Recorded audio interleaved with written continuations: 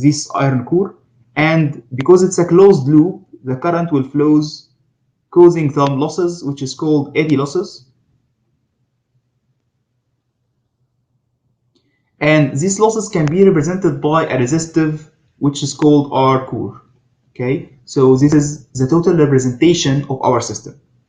And then we talked, this model is a good model, but we can't solve it easily. It can be solved, but it will take more times. So what we will do, we make a referring, either referring the secondary side to the primary side or the primary side to the secondary side, so that we have a model or a circuit that we can solve by using a KVL, KCL, and so on. And this model is called exact model. And this model, if you want to solve it, you can solve it by two meshes. So you can have one mesh here and another mesh here, or two KVL and one KCL. So we want to make more simplification for this system. So one method to simplify, we find that this resistance, okay, and this impedance is greater than R1 and X1. Okay, so why this happens? Okay, so let's talk about this material. So okay, so R1 is a representation of the copper losses, and the copper loss, of course, is small. Okay, so R1 is very small. So R1, we know it should be a very small representation. Then when a flux flows, or when the current flows in the coil, some flux flows in the iron, which is called phi m, and another flux flows in the air called flux leakage. And of course, most of the flux will flows in the air, okay, because the permeability of the iron is much higher than the permeability of the air. So X leakage will be very small compared to Xm. Okay, and in the other side, of course, are two representation of the copper losses, and of course copper is a conductor, so it had a very low resistance, and X2 is the leakage resistance, and a very small amount of flux will flows in the air, so it will have a very small amount. Another representation is R core. R core is a high or a small amount. Okay, so R core is actually not a resistance. So actually, if you see, it's not a resistance, it's a representation of the power losses. So power losses across this resistance can be called equal V square over RC. And we know that, of course, the power losses in the system is very small because the efficiency should be high, and the efficiency of the transformer is approximately 98%. So the power loss is very small. So of course, R core should be, or the representation of this resistance should be very high. So RC is very high. Okay. So now we know that this resistance is very high and this impedance is very high. So we can make some simplification. Okay, so what we would like to take this loop or this branch and move it here. Okay, so okay, and want to move it here. So what is the difference will occur by transferring this system? Okay, so we would like to make this model like this one. So what is the difference now between this model and this model? Of course, in this model, if you find R1 or R core and E1, see the voltage E1. Okay, see the voltage E1.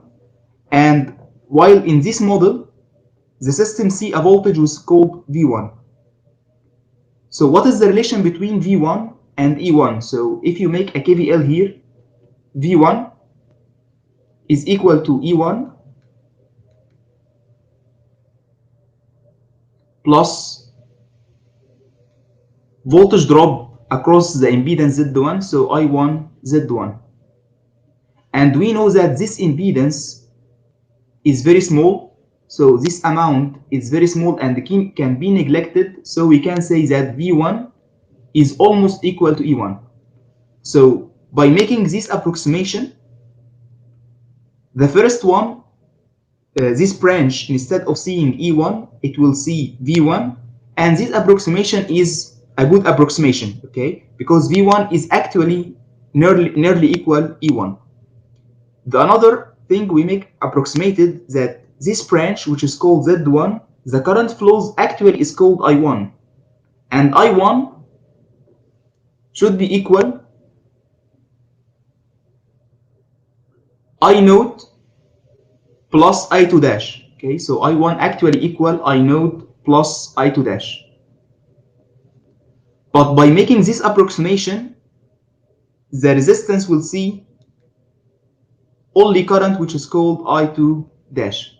So there is another approximation, but if you see now, I node is equal to voltage over Z core, and Z core is very high, so I node is very small. So I node is very small and can be neglected, so I1 can be equal I2 dash. So this approximation is also can be valid. So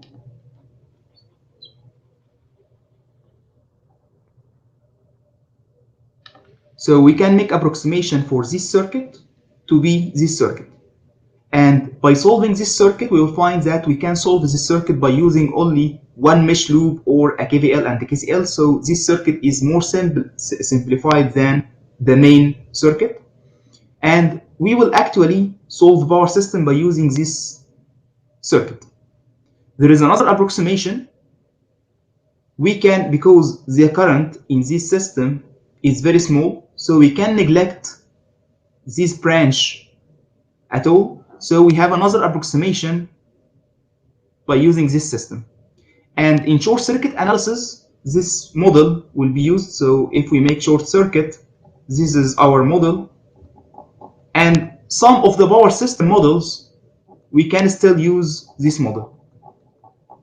So as you can see, the transformer itself has many models.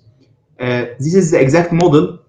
It's very important when we want to determine the efficiency and determine the voltage regulation, for example, because it's the most accurate model. But when we solve power system, we need a simplified model, so we can use this model.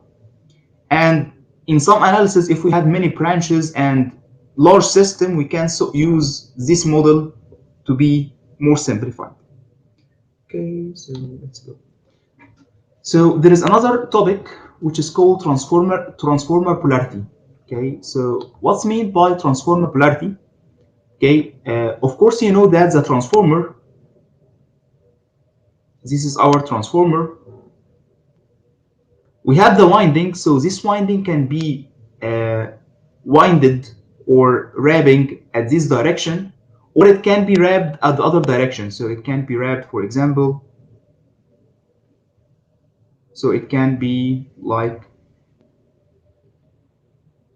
this one. Okay, so we have two directions of wrapping the transformer. So we would like to determine, when we make the model, how is the wrapping of the transformer.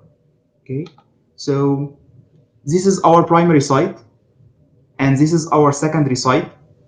So as you can see now, this is the primary side wrapping, and when the current flows in this wrapping, the current will flows in this direction.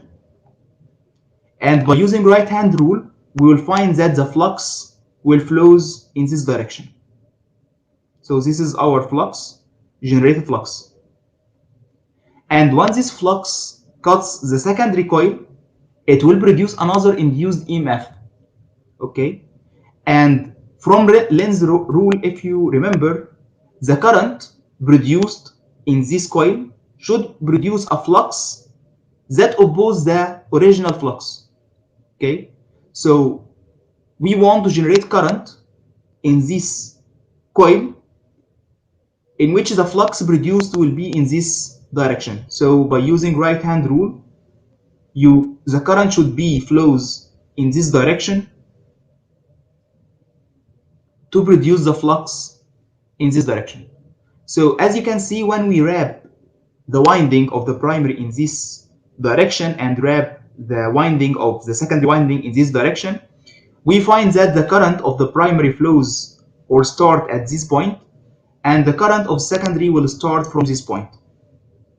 And if we want to determine the polarity of the voltage, the current will flows from the positive terminal, so this is the positive terminal and the negative terminal of E2.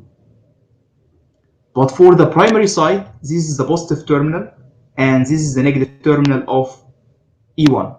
So as you can see, when we change the wrapping of the winding of the transformer, the polarity of the output will be changed.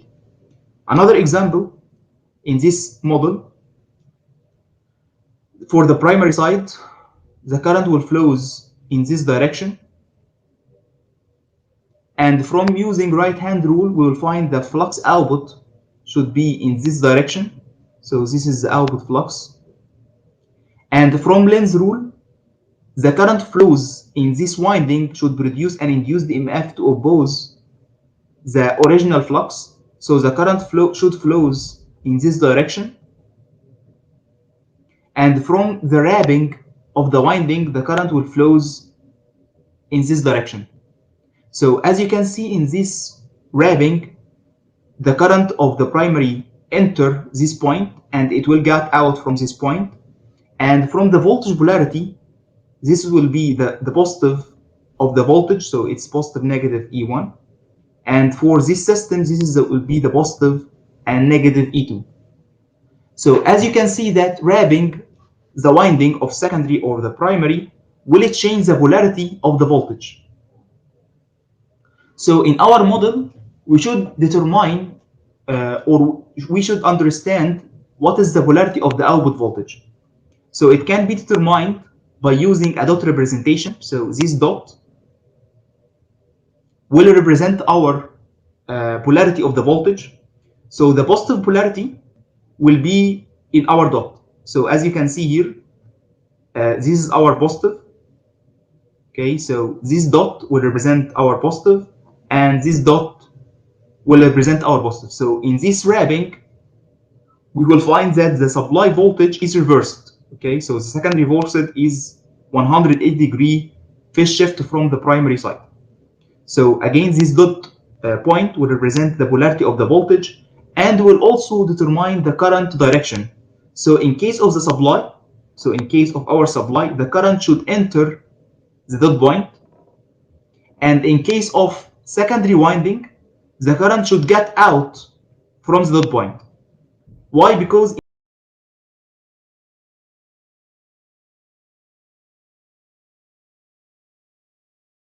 in the primary side, this winding is like a load. So this winding is like a load. Okay. So in case of load, of course, the current will flow in the positive towards the positive direction. But in the secondary side, this winding is the source for the load. So if this system is a supply, so the current should flow out from the positive side. By the same sequence, if we wrap the winding in this direction, so this is the dot representing the positive terminal of supply, this dot represented the positive terminal of the load or the initial reference. And if we want to determine the current in the supply side, the current should enter the dot point, and in the load side, the current should get out from the dot point. So again, this is our summary. So the positive polarity of the coil is determined by a dot mark. In the supply side, the current flows into the dot point because in the supply side, this load or this coil can be represented as a load.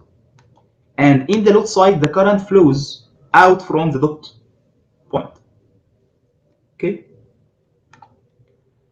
So until now, we have determined the model of our system. So we determine a complete model of our system, and we enhanced our model by using a dot to determine the polarity of the input and the output voltage. Okay, so after determining our model, so for example, this our model or this approximate model, we want to determine the parameters of this model. So we want to determine RC, we want to determine XM, R equivalent, and X equivalent. Okay, because when we solve our system, we need this parameter to be known. Okay, so how we can determine these parameters? We want to make a test, okay, or we can use some equipment. So this resistance is actually represents the copper losses. So this resistance is actually the copper resistance of the winding. So if we place an ohmmeter here, so if we have an ohmmeter, for example, we can determine R equivalent. Okay, but how we can determine X equivalent, for example? So X equivalent and XM, so when we flow current here, when we place an ohmmeter, for example, we will determine X total. But we can determine which one is X equivalent and which one is called XM. Okay, so it will be very difficult to solve or determine these parameters like R equivalent, X equivalent, and RC and XM by using a single equipment. So what we will do, we'll make a test. Okay, so what's mean by test? This system is electrical circuit. So this system is an electrical circuit. So what we can measure in this system? So this is a primary coil, or this is a primary side. We can have a supply, and this secondary side we can add a load. So in this model, if we add a load, and we know this load, so in this model we will add a load, and we know this load. Okay, and we will add some equipment to measure some parameters. So in this system we can add a meter, for example, to measure current. We add a voltmeter to measure the voltage, and add wattmeter to measure the power. So in this circuit we will have current of supply, voltage, and the power. Okay, so in this circuit we have four unknowns. So this is one unknown, second unknown, third unknown, fourth unknown. But by solving this circuit, we will have only one KVL. So we can solve two equations only. So we can solve two parameters only. So we'll have two equations. I'm sorry. So we'll have two equations, one KVL and one KCL. And by having two equations, we can solve only two parameters. Okay. So we need another load. So what we will do, we will have another load. For example, we will place first 10 ohm. Then we will place 100 ohm. So we'll have another load and measure the current, the voltage, and power.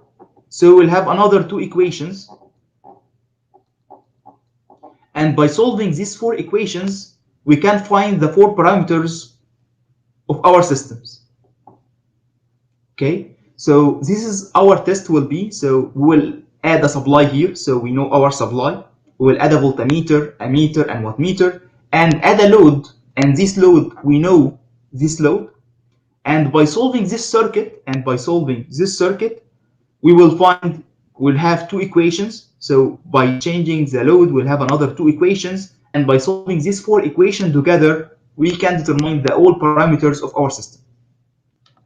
So the question here, which is the simplest load that we can use? Okay, so we can use, for example, 10 ohm, 100 ohm, 1000 ohm. So what is the most simple load that we can add? So the simplest load is 0 ohm, which is called short circuit.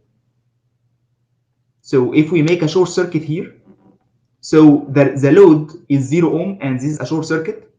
Or we can have infinity, which is called open circuit. So when we need to solve the system by using two equations or by using two different loads, the simplest way to solve this system is adding a zero resistance ohm or a zero resistance load, which is called a short circuit test, and an infinity load, which is called an open circuit test. So let's first solve an open circuit test. So at the beginning, we will leave the load open circuit. So this load, we will not add any load at secondary winding. And we will add wattmeter, ammeter, and voltmeter at the primary side. Okay. So now we want to solve this circuit to find any parameters we need. So of course, when this load is an open circuit, so the current flows in this winding will be equal 0. So this model, okay, so this model can be represented as this model of. So we have two unknowns in this circuit, and we can have two equations. So in this circuit, we can find RC and find XM. So we need to determine how to solve this problem. Okay, so you can solve it by any electrical circuit solutions. So this solution only is one sample solution for the system. So in this system, first of all,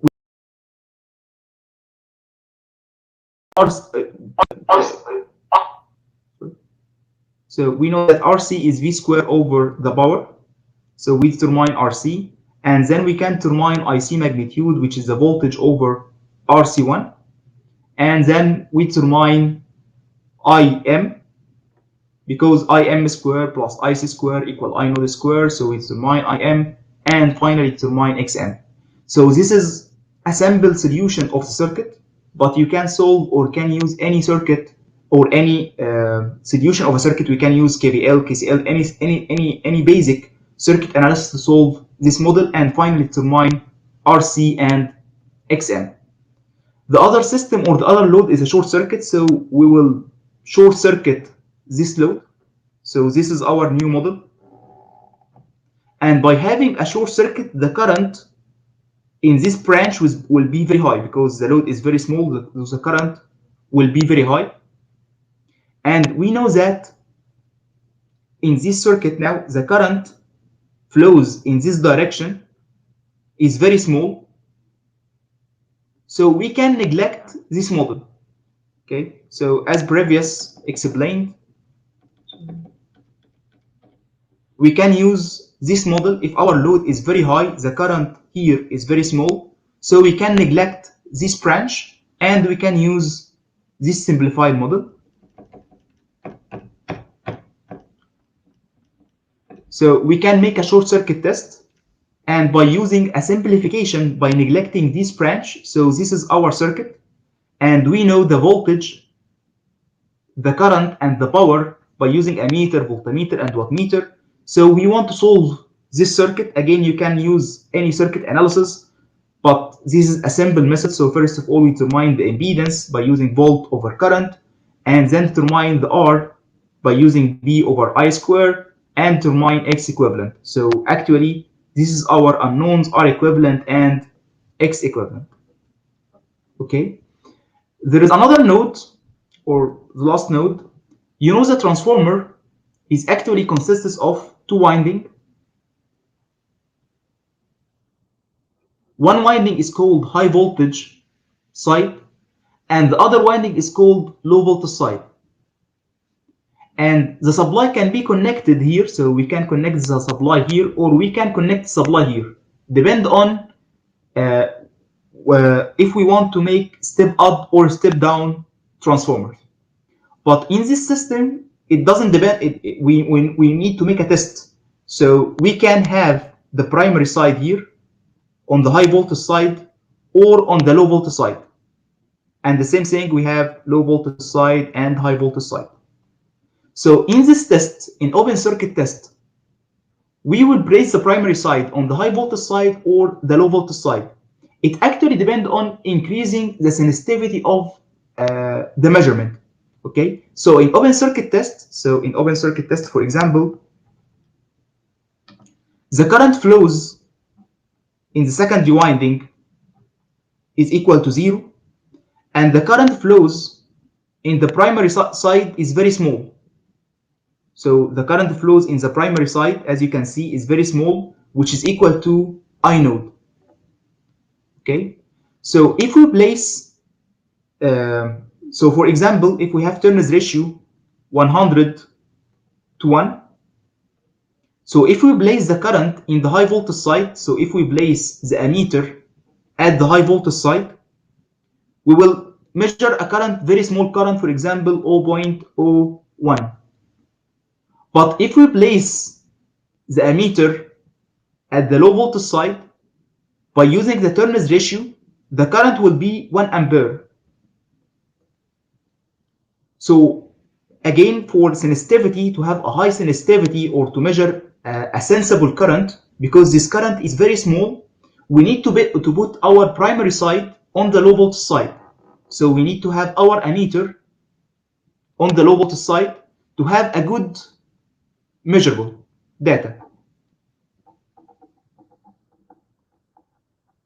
Okay, so this increases the accuracy of our system. So again, in open circuit test, we actually place our primary side on the low voltage side. Okay, why? To increase the accuracy of our system. In short circuit test,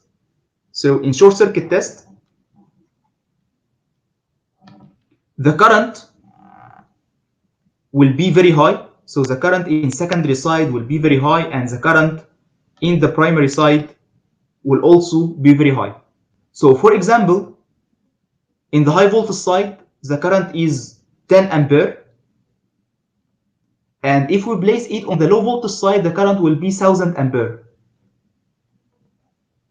So of course, we don't have an ammeter that measure 1000 ampere. So we don't have an ammeter that measure this amount of current, or we need about, so we can do it, but it's very expensive. So we actually need to measure this small amount of current. So when we have a short circuit test, the current is very high, so we need to place our systems on the high voltage side, which have low current. So this will be better measurable, or can be measured data. So this data can be measured.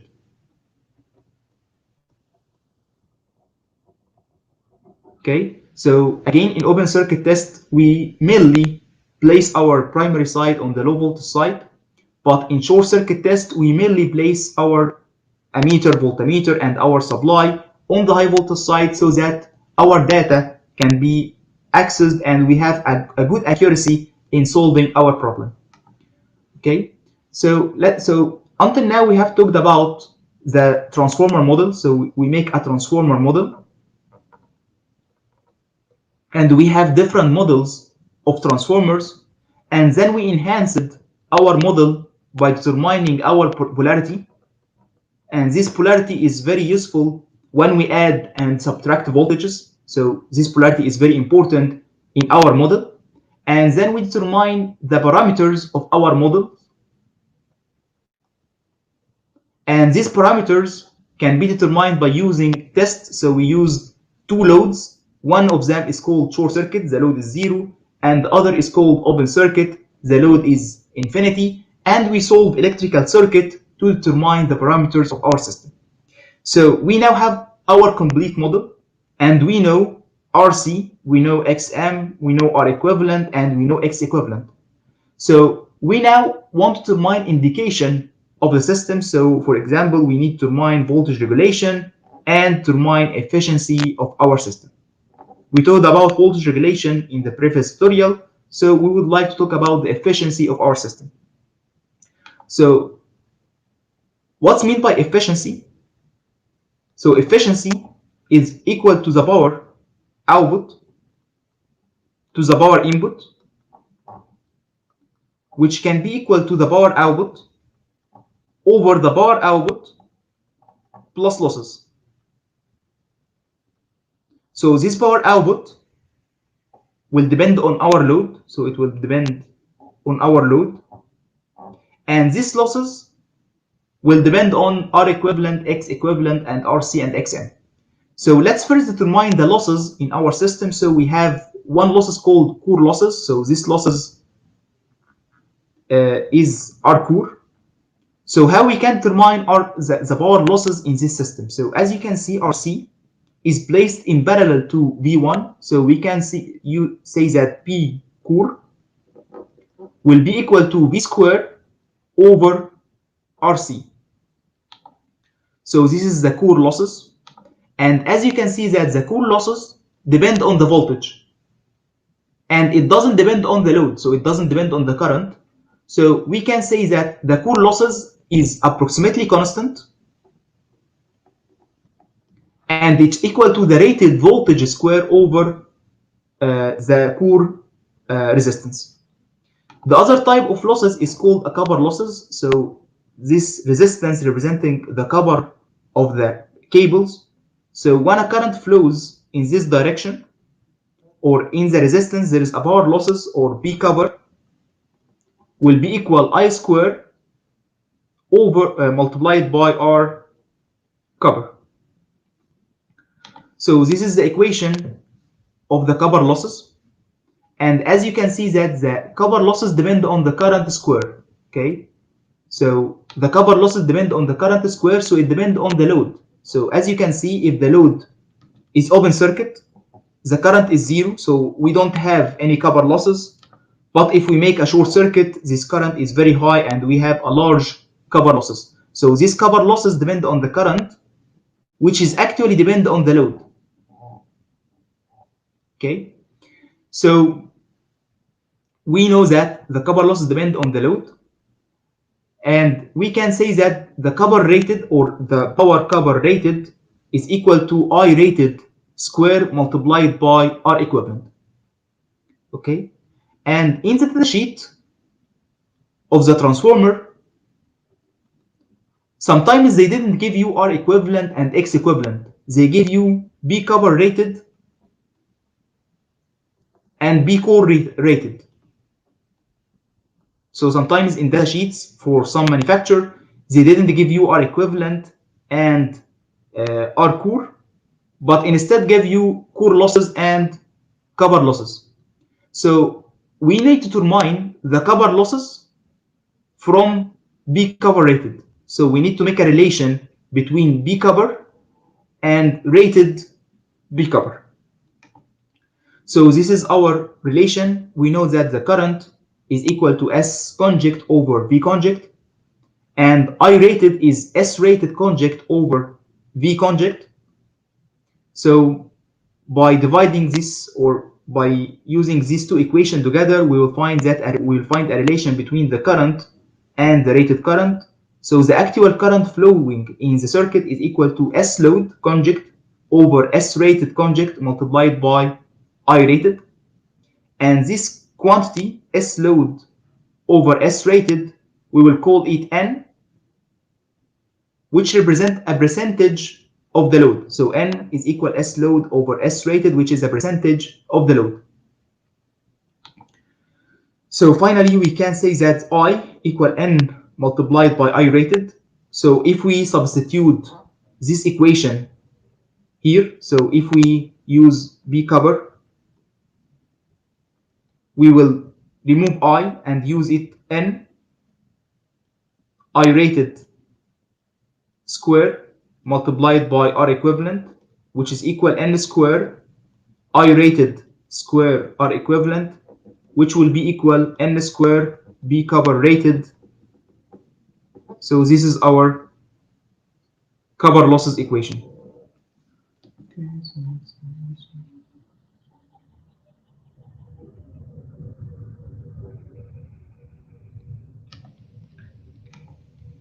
So we finally determine a relation of core losses, which is a constant. So we can determine it if we know the resistance of the core, or if he give you the core losses, it will be constant and we can use it directly. For the copper losses, if he give you the R equivalent, we can use this model. If he give you the rated copper losses, we can use this model. So finally, we need to determine the efficiency, and as we can say, the efficiency is P output over P input. So it will be equal B output over B output زائد plus B losses, which is called B core زائد B copper. So the output power is a function of the rated power. So B output can be equal N multiplied by B rated. Okay. And B rated is equal to S rated multiplied by power factor. So this equation finally can be written in this form. So B output equal N multiplied by S rated multiplied by the power factor. B output is equal to N S rated multiplied by the power factor. And B core is constant. So B core is equal to B core rated. It will not be changed. And B copper is a function of the copper rated, which is equal N square B copper rated. Okay, so this is our final equation of the efficiency. And we can use it directly to determine the efficiency of our system. So again, this is our equation of the efficiency. And if you look further in our equation, you will find that the efficiency depends on the power factor and depend on the percentage of loading. Okay, so if we want to graph this system, so as you can see, if the power factor increases, the efficiency will be increases. Okay, and this is can be determined easily because when the power factor increases, we will have only active power. Okay, so of course the current will be low for the same S. So the efficiency will be high. Okay, so as the power factor increases, we'll have higher efficiency. And for N, we'll find that at N equals 0, so at open circuit, for example, so at open circuit, the power, the current is 0, and the power is 0. So when the active power is 0, the efficiency of the system will be 0. And for example, at short circuit, the current is very high, so N is very high, but also the power is equal to 0, so the efficiency will be also equal to 0. So as increasing our load, the efficiency will be increased until reaching a maximum point, and after this point, the efficiency will decrease again. Okay, so this maximum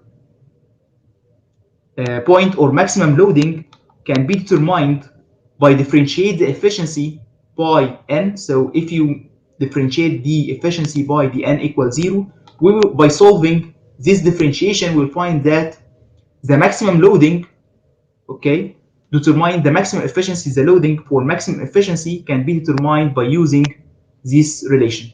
Okay, so the maximum loading will occur actually when the core losses is equal to the copper losses, and we can determine it by using this equation. Okay, so before solving the first problem, does anyone have any question? Okay. So let's see our first problem.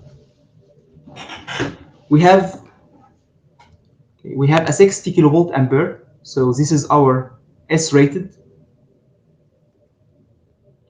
and this is our V rated. So this is our V1, and this is V2. And this is a single phase transformer. So take care, in these transformers or transformer, we can solve a single phase or we can solve a three phase. So in case of single phase, we don't need to divide by √3 because it's actually the phase voltage. So we don't need to divide by √3. So we have a single phase transformer, give the following test results. So we need to determine the parameters of these transformers. So we make a test. So a rated voltage is applied to a low voltage winding. So we applied the primary to a low voltage winding, and the high voltage winding is an open circuit. So in this model, this is our low voltage winding, and this is our high voltage winding. The high voltage winding is open circuit, and the low voltage winding, we put our supply and the ammeter, voltmeter, wattmeter, and so on. Okay, so and as we said in open circuit test, we actually place our ammeter, voltmeter on the low voltage side.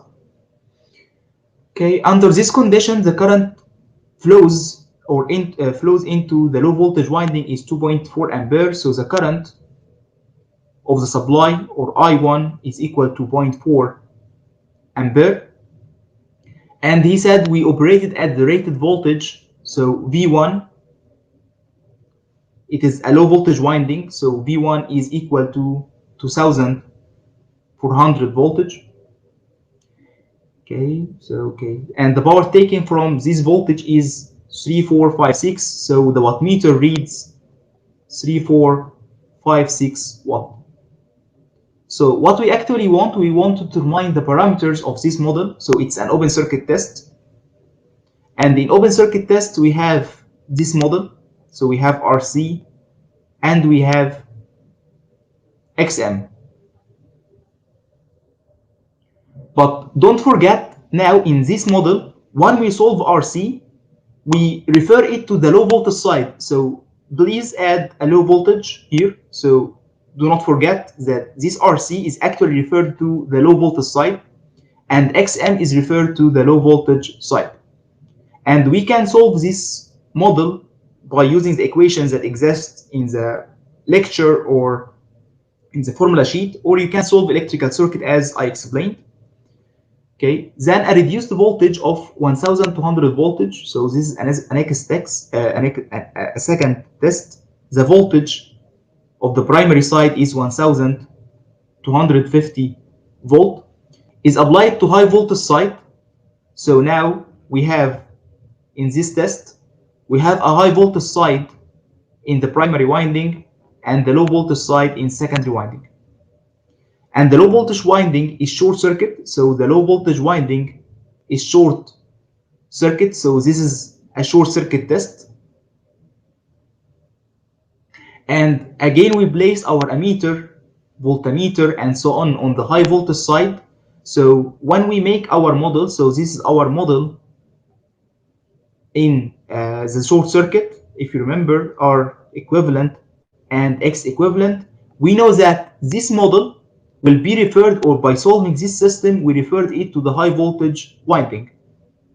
Okay, so again, we place our ammeter, voltmeter on the high voltage winding. So by solving this circuit, we'll find the equivalent on the high voltage side.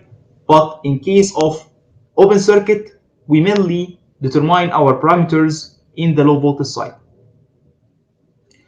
Okay, under this condition, the current flowing into the high voltage winding is 12.5 ampere. So current is equal to 12.5 ampere, and the power taken, so the power is equal to 1250, is equal to 4375 watt. Okay, so we need to solve these two equations. And finally, he said determine the parameters of the equivalent circuit referred to the high voltage side.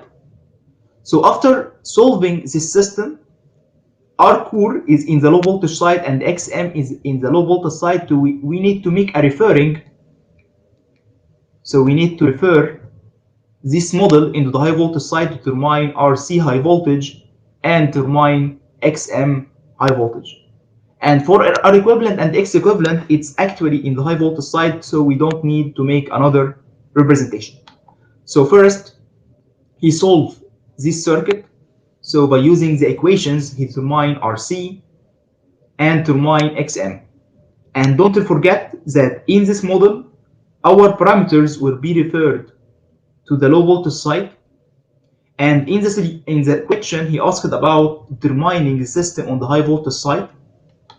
So after determining RC low voltage and XM low voltage, he make the referring. So he multiplied by N1 over N2 square. So he make this referring to determine RC high voltage and XM high voltage. And for the other test, for the short circuit test, he used the three equations to determine R1 or R equivalent and X equivalent. And it's actually referred to the high voltage side, so we don't need to make another referring to our system. Okay, so when you read the question, read it carefully and remember, if it's a single phase transformer or a three-phase transformer, it's very important. So in single phase, we don't need to divide by √3. And you should take care about the supply. Is it placed on the low voltage side or it placed on the high voltage winding? So when we determine our parameters, it will be differentiated. Okay. Then the other question, so we can use our model. So we now know RC. So this is our model now. So we have RC, XM, R equivalent, and X equivalent. So this is our model, and or this our circuit, and he will ask us some questions. So let's see what's the question he will ask. He said determine the voltage regulation. So he asked about the voltage regulation and the efficiency once the transformer is operated at a full load. So we place here a full load. Okay, so we have S rated, which I forget. It may be 60 kilowatt, but it's okay. And 0.8 power factor lagging. So we have an angle here. And don't forget we add a positive because it's a lagging cosine minus 1.8. And the terminal voltage is 2400. So this is our terminal voltage. It's 2400. Okay, so this is terminal is the high voltage side. Okay, terminal. So we know RC and XM are equivalent and X equivalent in the high voltage side, so we don't need to make another referring. So because actually we refer our system to the high voltage side. Okay, so we now have a circuit, and we need to determine voltage regulation and determine efficiency. So what is the equation by voltage regulation? So voltage regulation, if you remember, is equal to V supply minus V load over V load time 100.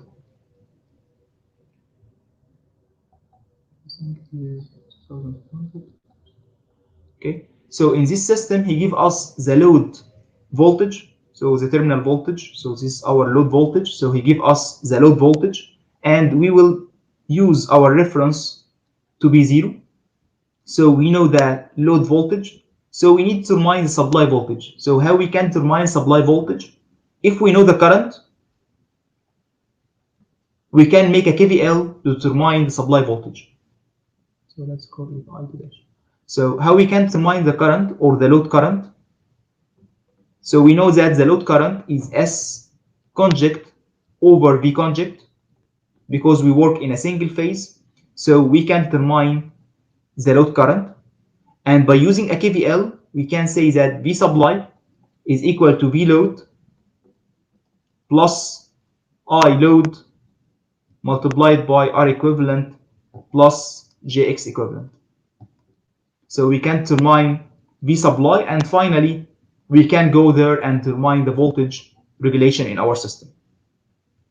So the other system he asked about the efficiency. So what's meant by efficiency? The efficiency is B output over B output plus B losses, which is B copper plus B core.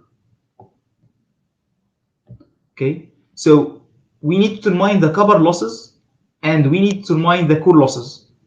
So we can use equation. We know the RC and XM, so we can use our equation. So we can use B core equal V square over RC, and we can use B copper equal I square multiplied by R equivalent.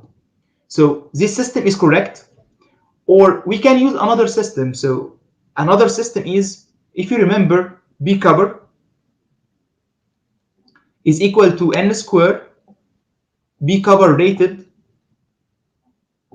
and B core is constant, which is equal to B core rated. And if you go in the previous slide, when he make our test, so in our test, he determine these losses, or in the open circuit test. So in the open circuit test, the power is actually the core losses. So in this system, this value is actually the core losses, so we can use it directly. And in short circuit test, this current is the rated current. So in short circuit test, mainly he will increase the current to reach the rated current. So this power, so again, this is our model. So this power is B cover rated. So we can use this power as our core losses and use this power as our rated cover losses. And as you can see, he said we will work, okay, we'll operate at a full load. So at a full load, N equal 1. So B cover equal B cover rated. So again, you can use either I square R equivalent, V square over RC. It's correct because in this system, you actually know R equivalent and you actually know RC. Or you can use the short circuit test and open circuit test losses. So from short circuit test, you know B cover rated, and from open circuit test, you know B core rated, and the power output is equal to S rated because we operate at rated power multiplied by the power factor, which is 0.8. So we can use this model to determine our efficiency. And this is our solution. First of all, we determine S. So S is a magnitude and an angle, and don't forget plus or minus depend on lagging or leading.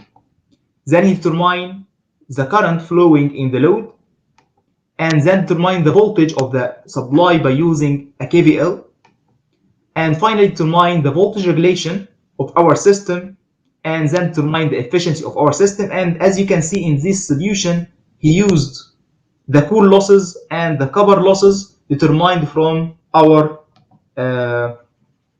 solutions, or from our tests, short circuit test and open circuit test. So let's see the second question.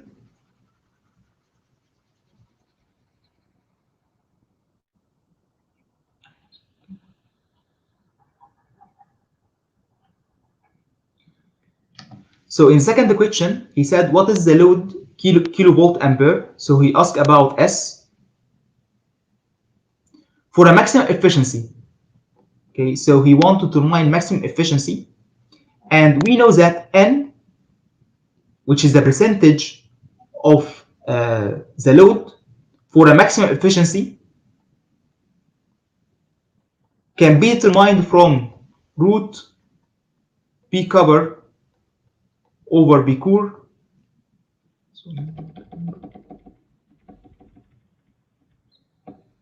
B core over B cover, I'm sorry. So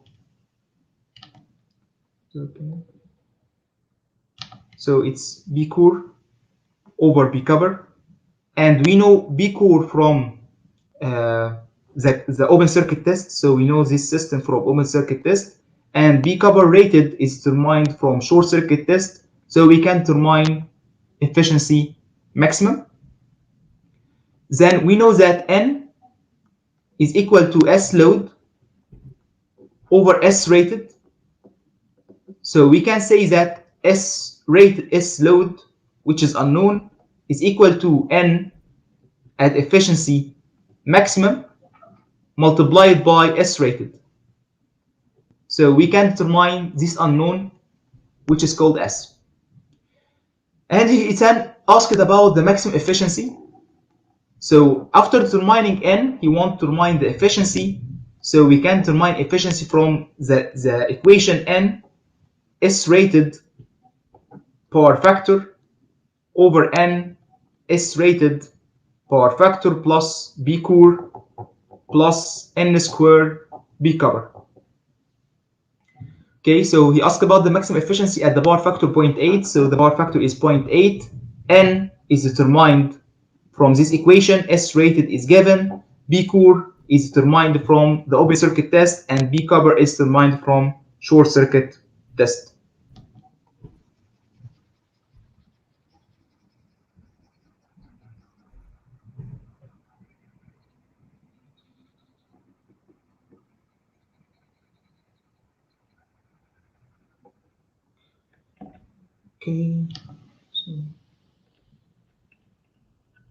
Okay, so here he wants to determine the maximum efficiency. So he determined S maximum directly, which is N maximum. So this is N maximum. multiplied by S rated. So he determines S load to determine the maximum efficiency, and he uses the equation of the efficiency directly to determine our efficiency. And in this final question, he asked about determining the efficiency when the transformer is operating at 3/4 full load. So this means that N is equal to 3/4. 0.8 power factor lagging, so the power factor is equal to 0.8, and the terminal voltage is 2400. So how we can solve this problem? We can use the equation of efficiency directly, which is equal N S rated multiplied by power factor over N S rated multiplied by power factor the plus N square B cover plus B core. And B core is determined from the open circuit test. B cover rated is determined from short circuit test, and N is equal to 3/4, and S rated is 60 kilovolt, and the power factor is 0.8. So we can use this equation directly to determine our solution. Okay. So we have talked about single phase transformer, and in this system we talked about the modeling of a single phase transformer. Okay, and in this model we talked about how to determine exact model and how to make approximation to make the model more simple and to solve it simply. And after that we added the polarity, which will be helpful in summation and subtracting of the voltage, because determine the polarity of the voltage or the positive sign of the voltage. And after that we talked about how to determine the parameters by using two tests, which is short circuit test and on open circuit test. And finally we determine the losses in our system and determine an equation for the efficiency, which is an indication for the operation of our system. So we will talk now about another system, which is called the auto transformer. But before that, does anyone has any question? Okay.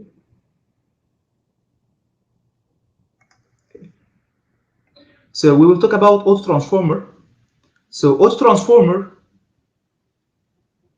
is another type of transformer that connected the two winding or the primary and secondary winding by magnetic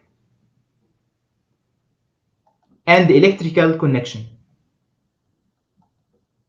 So in auto transformer we have two types of interconnection between the primary and secondary side. So the primary and secondary side are connected by use magnetic and electrical connections. And this auto transformer is used in controlling of our voltage. So it's actually not used for step up or step down transformers in the electrical power, but it's used for controlling the voltage of our system. So let's talk first about how auto transformer is made. So this is our two-winding transformer. It consists of a primary winding and a secondary winding. Okay. So, and this primary winding and secondary winding are only connected by using magnetic connection. So when a current flows in the primary winding, a flux will flow in secondary winding and produce another induced EMF. So the primary winding and secondary winding in the two-winding transformer are only connected by using magnetic principle. So we need to add another connection by using electrical connection. So how we can add another electrical connection? We can connect these two coils or these two turners in series, for example. So we can cancel this wire and connect this wire here. Okay, and cancel this wire and connect a wire here. So as you can see now, the primary side and the secondary side are connected electrically by using this wire. So they are series connected.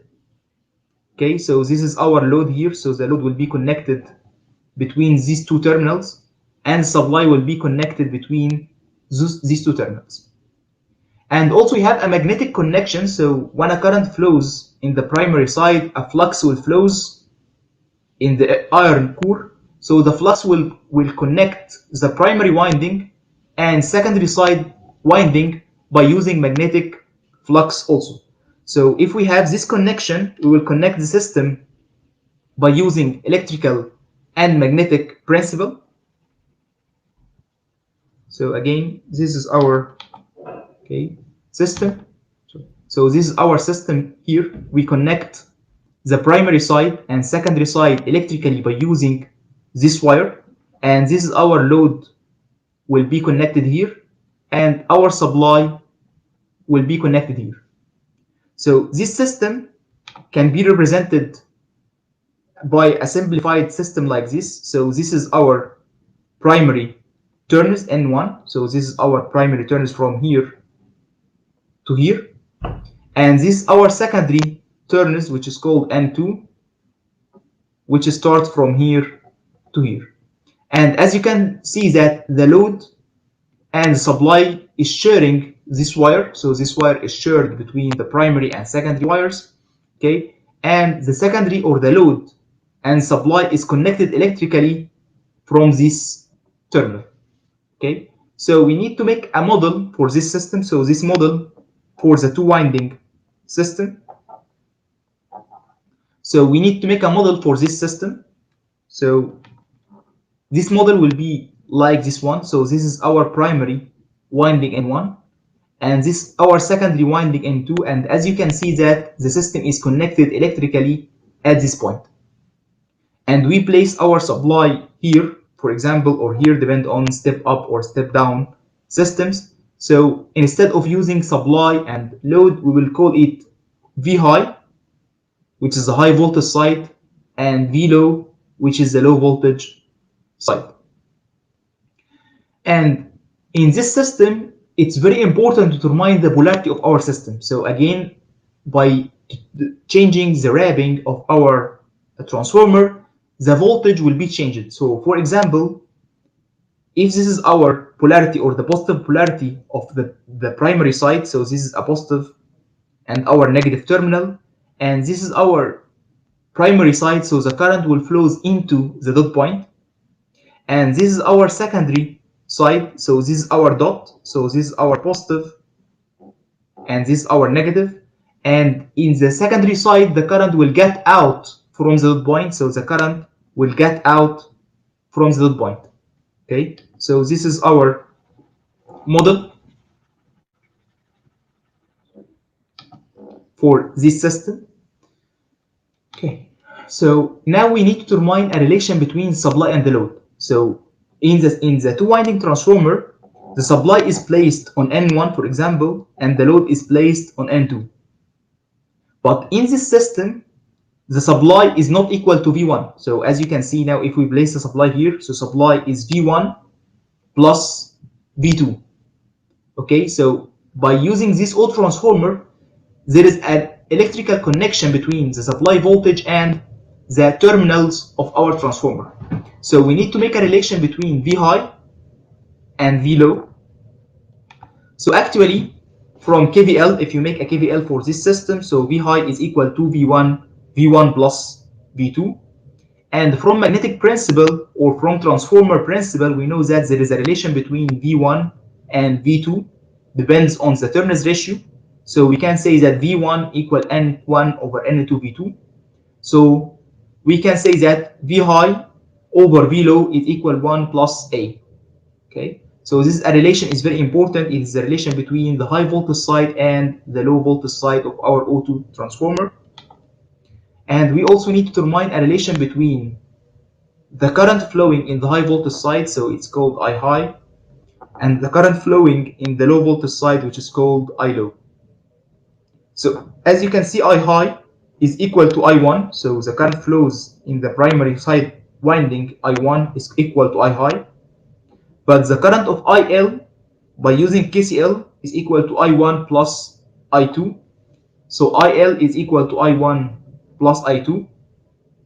And we know from transformer principles that there is a relation between I1 and I2 by using Turner's ratio. So we can say that it's equal I1 plus N1 over N2 I1. So this is a relation between the low voltage, the current flowing in the low voltage on the low voltage side and the current flowing in the high voltage side.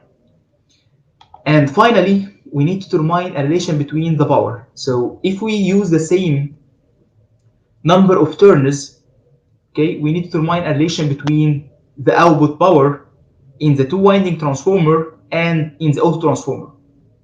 So for example, in this system or in the two-winding transformer, S two-winding can be equal to V supply multiplied by I supply. So V supply is equal to V1 while I supply is equal to I1. But in case of two-winding transformer, so in SO2, SO2 is equal to V supply multiplied by I supply. But as you can see now, V supply is equal to V1 plus V2. So it's equal to V1 plus V2. And I supply is equal to I1. So this is the output power or the rated power from auto transformer. And this is the rated power from two-winding transformer. And as you can see, by using the same turners, by using the same voltage and the current, we will find that SO2 is much higher than S of two-winding transformer. And this is our relation. So SO2 over S2 winding, SO2 is equal to V high multiplied by I high. But S2 winding is V1 multiplied by I1. And by using the transformer equations, we can find that SO2 over S2 winding is equal to 1 plus 1 over A. Okay, and there is another quick note about A. So in the transformer, A is equal to N1 over N2. But in auto transformer, A is equal to N high over N low. Okay, so maybe it's not equal N1 over N2, so A is equal to N high over N low. So it's very important and take care of it. So instead of calling this N1 and this N2, we will call N X side or N high side and call it N L side. So A is equal to N high side over N L side. Okay, so this is very important and take care if you use this equation. But I prefer, if you ask about the relation between SO2 and S2 winding, to use this equation. So this equation is very simple and you will not get an error. Okay, but if you want to use this A, so remember A is equal to N in the high voltage side terminal over N in the low voltage side terminal. Okay,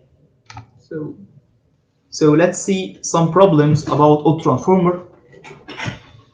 Okay, he says that we have a two-winding transformer. So we have a two-winding transformer.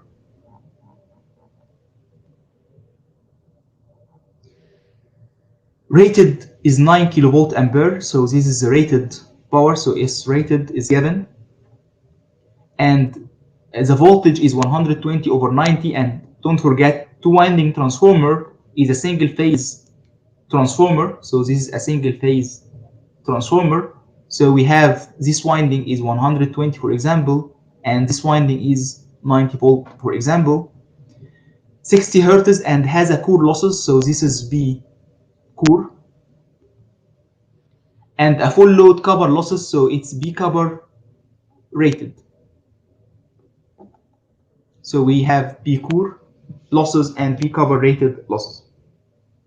He said the above transformer is to be connected as an auto transformer. So we need to connect these two windings electrically to supply a load at 120 volt. So our load, so this our transformer or our auto transformer, this is our shape. He said our load should have a voltage equal 120 voltage. So this winding will be our load. And our supply is 210 voltage. So our supply is 210 voltage. So of course, we have two winding. We have 120 and we have 90. So of course the load will be placed on N2, so this N2 which is equal 120, and N1 will be equal 90. And as you can see that the primary side is a summation of 90 plus 120. So determine the polarity of our coil. So if this is our polarity of the first windings is positive and negative. So for the second polarity, it should be connected in series. So this is another polarity. So this is positive and negative. So the voltage supply is equal to V1 plus V2. So this is V1 and V2.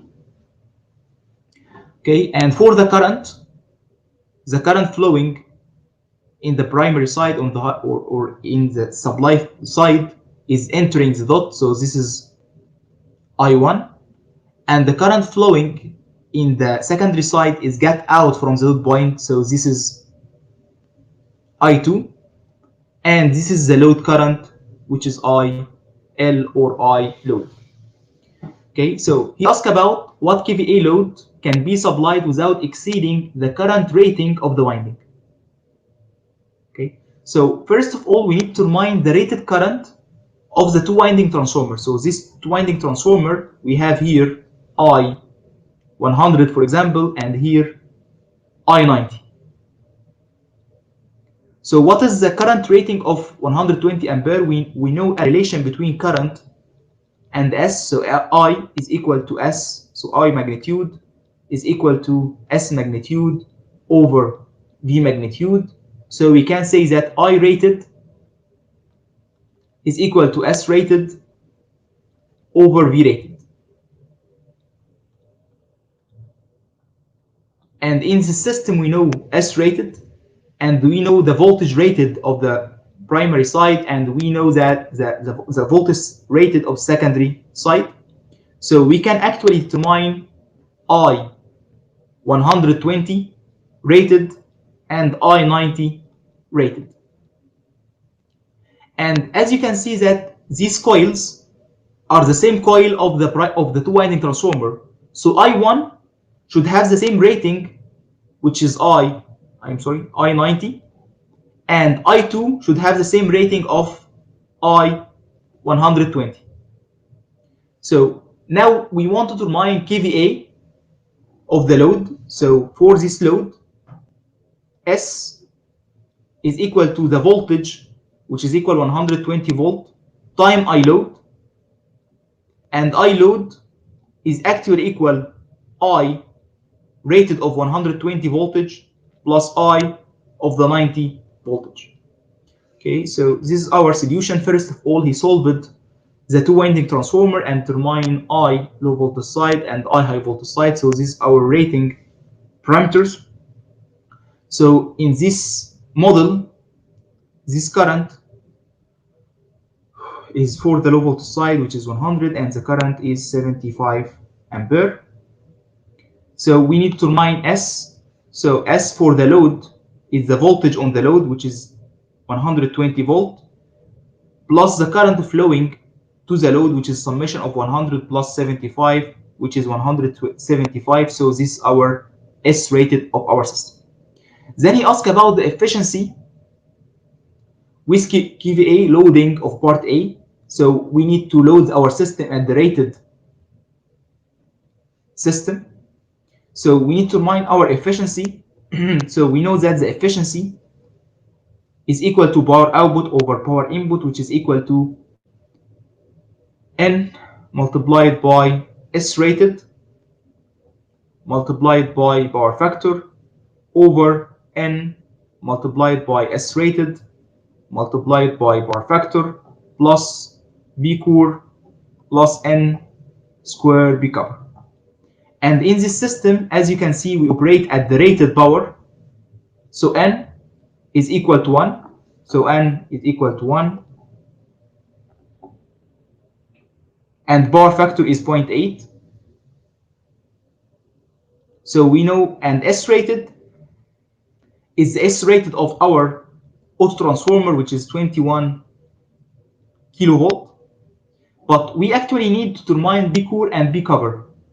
Okay, So if we see B core and B cover, it's determined on the transformer winding. So this winding and this winding are the same as the auto transformer winding.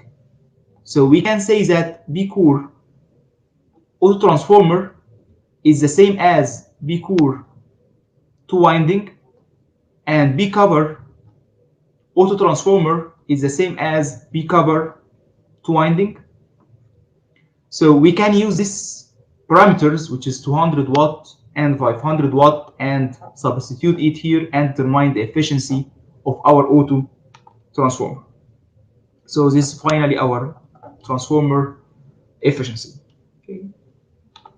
So this is another example. We have a single phase transformer rated as 30 kilovolt ampere. So this is S rated, and don't forget we operate at single phase transformer.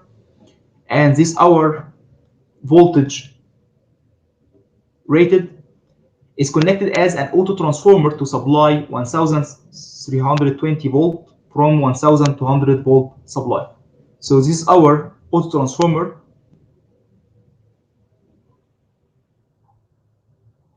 In the low voltage side, we have 1200 volt, and on the high voltage side we have 1320 volt. And he said is connected as an auto transformer to supply 1320 volt. So this is our load. So the load will be placed here from a 1200 volt. So this is our supply. And as you can see, this is 1200 volt. So this another winding is 120 volt. And this winding is in the high voltage side now. So I call it NX side. And this winding is placed on the low voltage side now. So I call it NL side.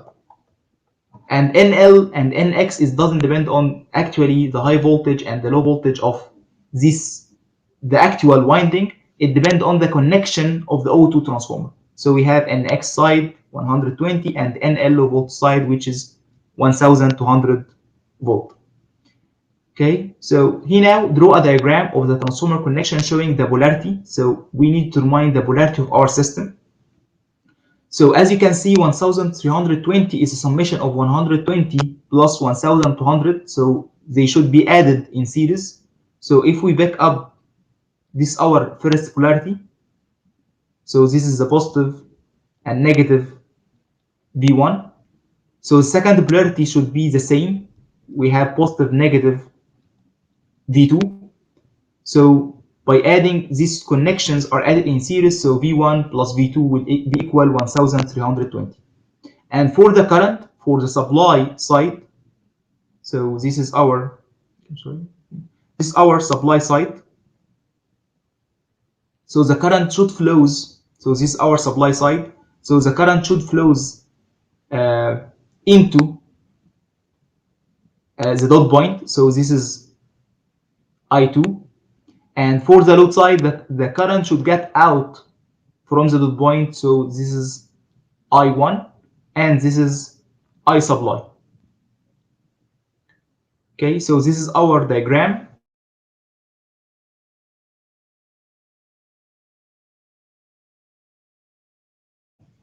He said draw a diagram of the transformer connection showing the polarity marks on the windings and direction chosen as a positive for current in each winding so that the current will be in phase. So this is our model, and this is our polarity, which is represented by a dot, and this is our direction of our current.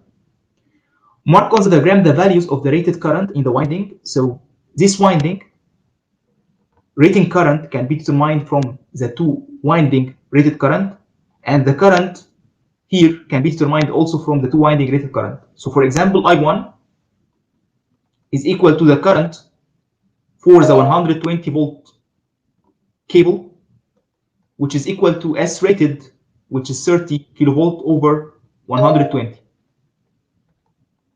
And I2 is equal to the current flowing in the 1200 volt, which is equal 30 kilovolt over kilovolt ampere over 1200 volt, we can determine I2. So now we determine our system, and this is our model of our system.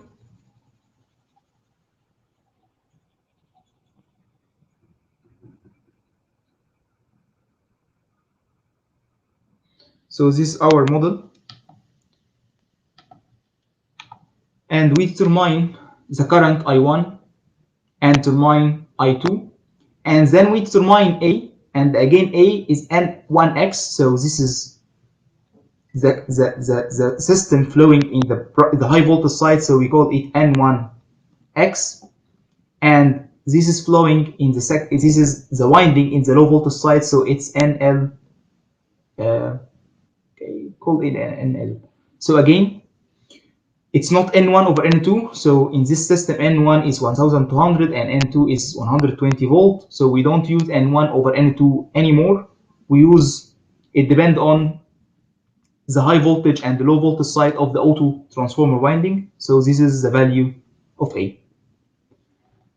Then he used to determine the rated kilovolt ampere if the unit as in auto transformer, so we can use that S rated is equal to of auto transformer is equal to V high multiplied by I high, for example, and this solution is correct, and I like this solution, so V high is 1200 volt and I high is equal to I2, so this solution is good and I prefer this solution.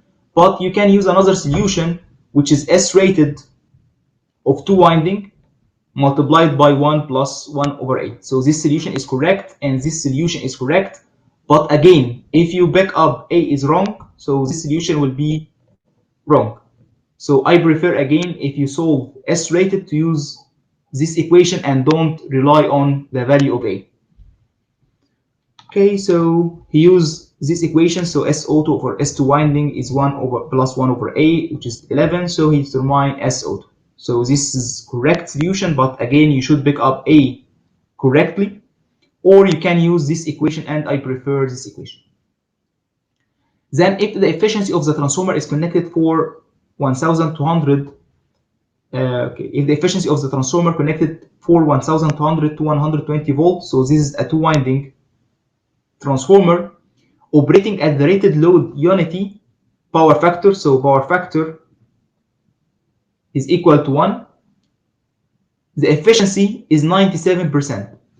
So he said for the 2 winding transformer, efficiency is 0.97, which can be determined by S rated multiplied by power factor, and power factor is 1 over S rated plus P losses.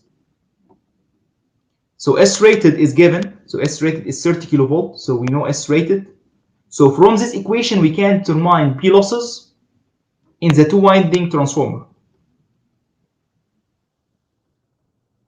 And we know that because we have the same winding, so P losses in the auto transformer is equal to P losses in the 2 winding transformer, so we can determine this value. Then determine its efficiency as an auto transformer. So you want to convert this system into an auto transformer and determine the new efficiency. So how we can determine the efficiency of auto transformer? We will use S rated of the auto transformer, which is determined here, over S rated of our auto transformer plus the P losses of the auto, which is equal to the P losses of the 2 winding transformer. So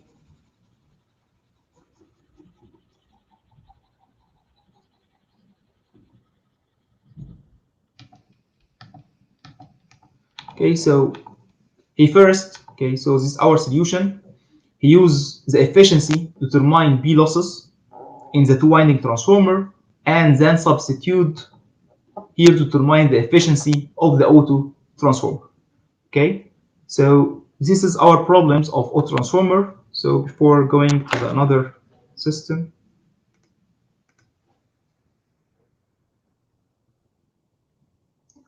So why is the current direction for I1 is different this time?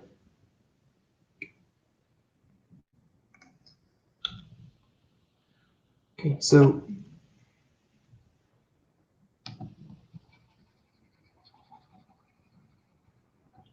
we need to determine the current direction. Okay, so now this is our supply, for example, and this is our load. And we know that the load is 1320 volt and the supply is 1200 volt. So the supply is placed on this terminal, which is 1200, and the load is placed on this terminal, which is 120 volt. Okay, so to have a voltage 1320, this voltage which is 120 should be added to this voltage which is 1200. So 1200 plus 120 should give us 1320. So how we can connect these two windings to be added? So the polarity of these two windings should be the same. So this winding positive, negative, and the other winding should be positive, negative. Okay, so this is our polarity of our system. So by adding this voltage and this voltage, we can get 1300 volt. That's 1320 volt. Okay, so this is the first principle. So because this is the positive, so the polarity or the dot should be here. So this is our polarity point at this point. And because this is our positive, so the polarity or the dot point should be here. Okay, so from the positive and negative, we determine the dot point in our system. And we say that in case of the load, the current will get out from the dot point. So in case of the load, the current will get out from the dot point. So this is the current direction. And in case of the supply, the current will get into the dot point. So the current should get into that point. Okay. So again, in case of the load, the current will get out from the dot point. But in case of the supply, the current will get into the dot point. So this is how we can determine our current polarity. We first pick up the positive and negative polarity, and then determine the dot point, and then we can determine the direction of the current. So this is the one way. Another way,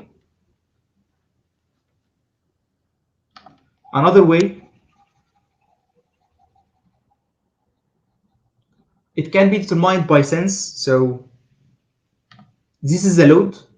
So of course the current should flow into the load. So the current should flow in the load. And this is our supply. So the current should get out from the supply. Okay. And we know that the load is V1 plus V2. Because the load is a positive, so we add the voltage of the load. So I supply should be equal I1 plus I2. Okay, because this sign is positive, so from power balance, this sign should be equal positive also. So again, this current is get into this point. So from KCL, this current is get out, and so this current should get out from this point.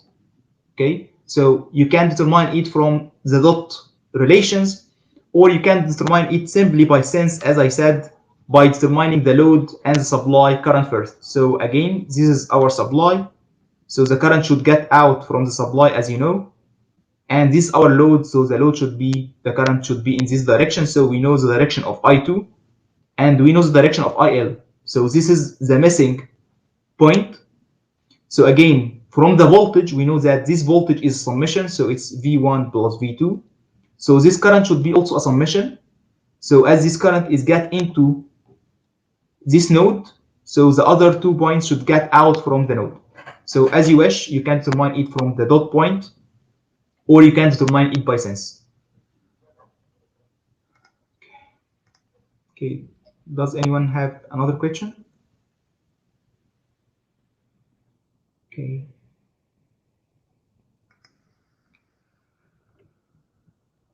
So let's talk about three-phase transformer. Okay, I know the doctor didn't talk about three-phase transformer, so I will not talk about it in deep. But actually, solving a three-phase transformer is like solving a three-phase system. So how we solve it a three-phase system, we transferred the three-phase system into a single-phase system. So how we can solve a three-phase transformer? We first convert our system. Okay, so first convert our system into a per-phase system. Then we will solve the per-phase model using a single-phase transformer model. And finally, and of course, remember that the given voltage will be here is a line-to-line, and the power is a three-phase. And finally, we can determine the line-to-line quantities by multiplying by √3 and phase shifting by 30 degrees, for example. So let's see a problem. We have a 400 megavolt ampere, so this is S-rated.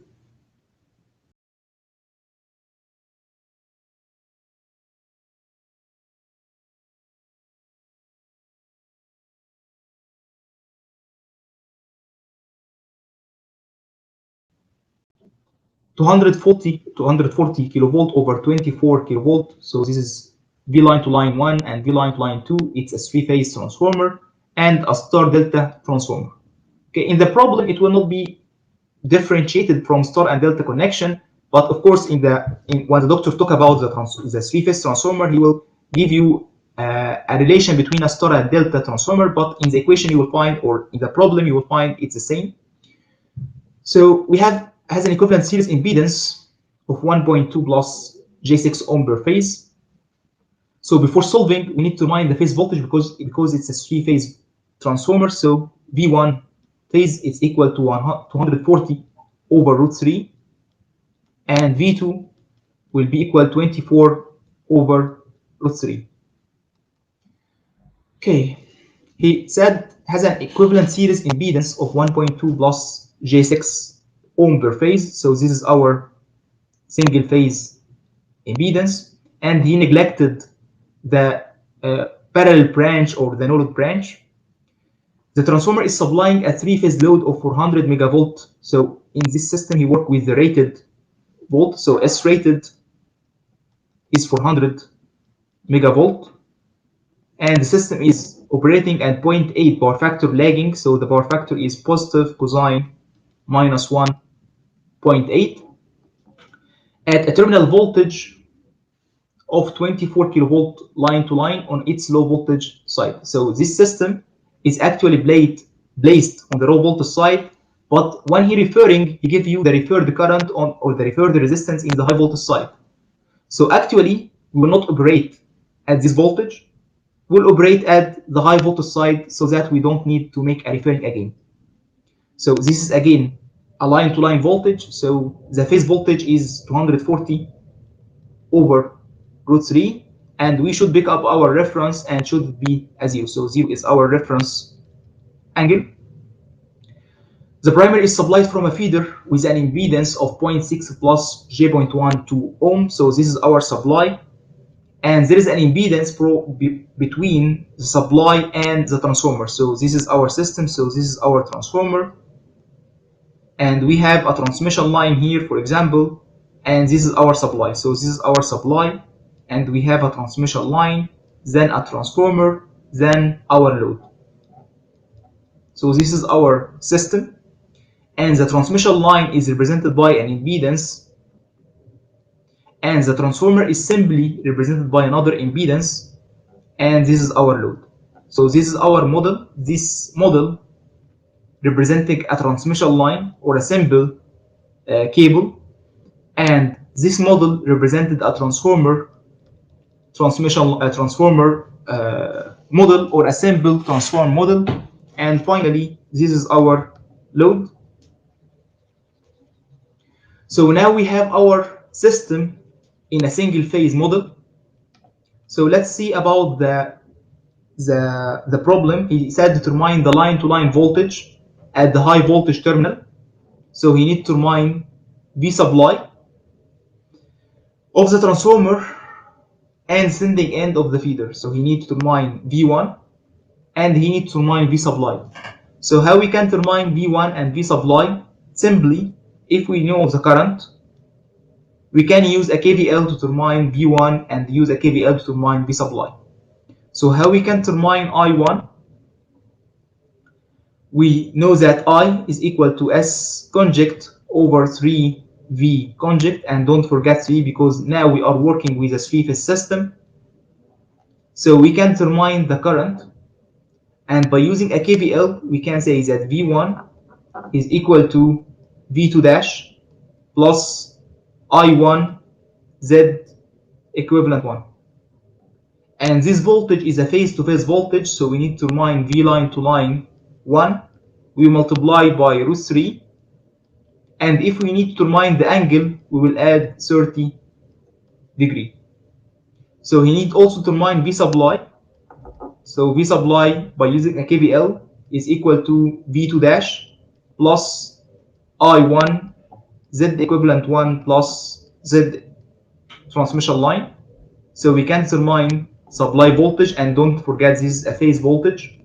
So V supply line to line will be determined by multiplying by root 3 and add 30 degree. Okay, so as you can see, solving a 3-phase transformer is the same as solving a single-phase transformer, but we actually need first to convert the supply voltage from line to line to a single phase, and finally, after solving the problem, we need to determine the line to line quantities again.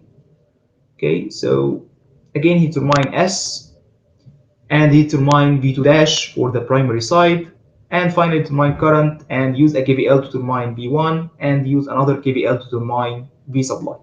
And he determined the line to line quantities by multiplied by root 3. So he determined the magnitude only, and this is correct. But if we add an angle, you should add the correct angle. Okay, so you have an option in the quiz or the midterm or the final. If you determine the line to line voltage, you can determine the magnitude only, and it will be correct for you. And if you want to add the angle, you should add the correct angle, because if you add the angle wrong, you will lose some marks. So either determine the magnitude only or determine the magnitude with the correct angle. Okay, so the last part in our system is the baryonic analysis. So first, why we use baryonic quantities. So if you remember, when we deal in power system, for example, about indication, we have a voltage drop, but instead of using voltage drop, we use a voltage regulation, which is a percentage. Okay, as we say before, we don't when we say the voltage drop is 10 volt or 100 volt, it will not give you an indication for the actual drop in our system. But if you have a percentage, it gives you an actual indication. The same for the power losses. So instead of talking about the power losses, we talk about an efficiency, which another percentage of our system. So instead of talking about we have 100 watt losses or 1000 losses, we talk about the efficiency of our system. Again, for our system, if we have a socket here and the rated voltage is 110 volt, okay, and if we operate at 105 volt, we will say that the system is okay. But if the system, for example, is 1000 and we talk about 105 volt, the system is not okay. So if you say the voltage of the terminal is 105 volt, it doesn't give you any indication. So if you convert this system into a percentage, so by dividing 105, so this is the actual voltage, over the rated voltage, which is 110, it gives you multiplied by 100, for example, it gives you a percentage. So this percentage will give you, for example, 99% or 98%. It will give you an indication that this system is a good system. Instead of using a percentage, if you cancel 100, the result will be 0.98. Okay, so this value is called a baryonic. So baryonic and a percentage are the same, but we only multiply it by 100 or keep it as a 1. So again, in power system, we either use a percentage quantity. So in case of indication or indicators of our models or our system operation, we use a percentage quantity. But in case of the actual quantity of our system, so in case of the voltage, current, and power, and so on, instead of talking about percentage, we prefer talking about a per unit. Because in per unit, it will be more simple in our solution for power system. So again, in voltage, current, and power, and so on, we will solve the system in a per unit instead of a percentage quantity.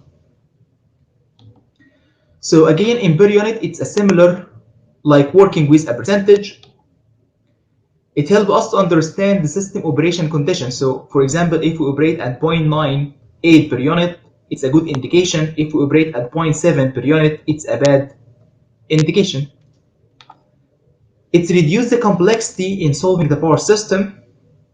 So actually, the per unit, when we have a per unit quantity, we don't need to make the transferring or referring in the transformer models. So if we have many transformers in our power system, to solve this system, we need to make referring from this side to this side, from this side to this side, from this side to this side, depending on N1 over N2, N1 over N2, N1 over N2. And this will take a lot of time because in actual power system, we have a lot of transformers.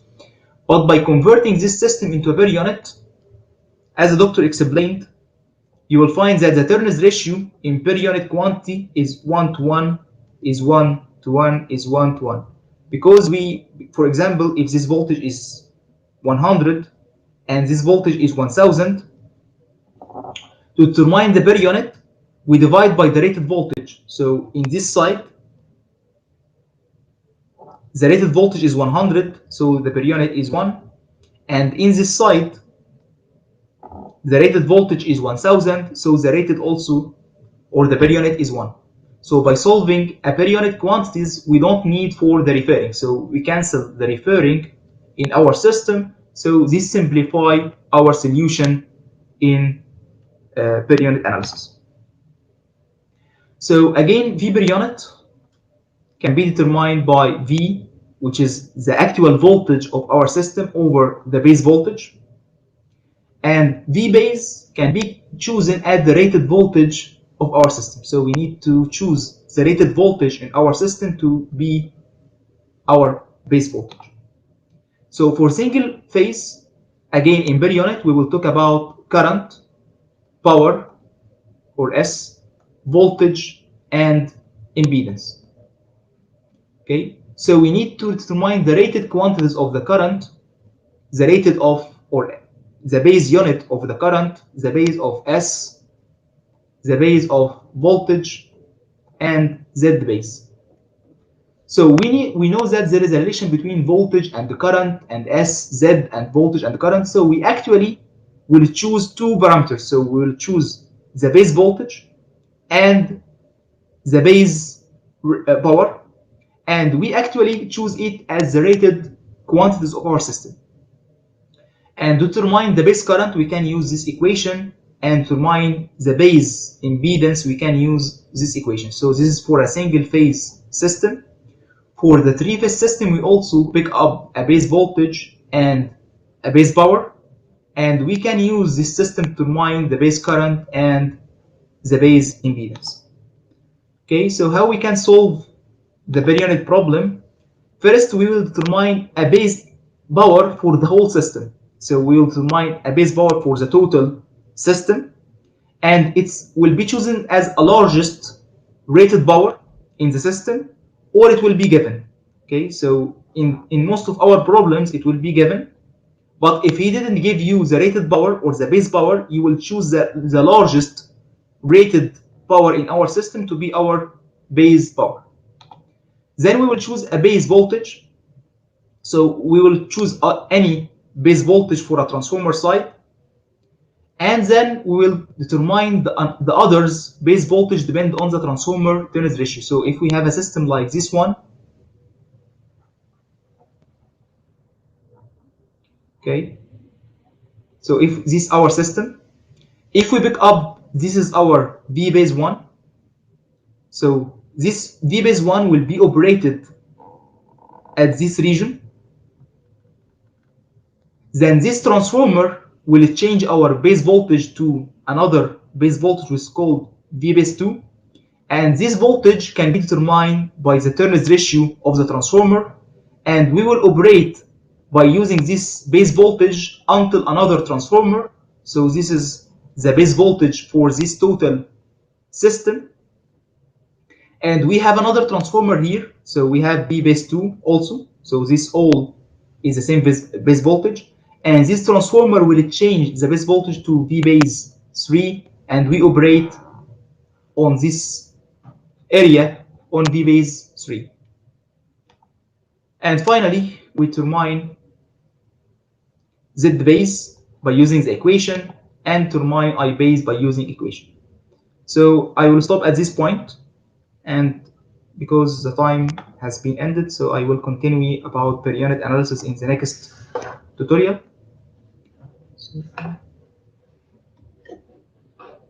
So does anyone have any question?